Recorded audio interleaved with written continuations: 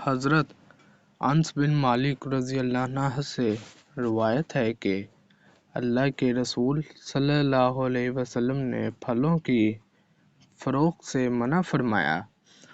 حتیٰ کہ ان کا رنگ بدل جائے، اور انگوروں کی فروخت سے منع فرمایا حتیٰ کہ وہ سیاہ ہو جائیں، اور غلے، گندم اور جو وغیرہ کی فروخت سے منع فرمایا حتیٰ کہ وہ سخت ہو جائیں۔ حضرت عبداللہ بن عمر رضی اللہ عنہ سے روایت ہے، انہوں نے فرمایا، مجھے حضرت زید بن ثابت رضی اللہ عنہ نے بتایا کہ رسول اللہ صلی اللہ علیہ وسلم نے رعیہ کو اس کے اندازے کے برابر خشک کھجور کے عوض فروخت کرنے کی اجازت دی۔ حضرت یحییٰ بن سعید رحمۃ اللہ علیہ نے فرمایا، رعیہ کا یہ مطلب ہے کہ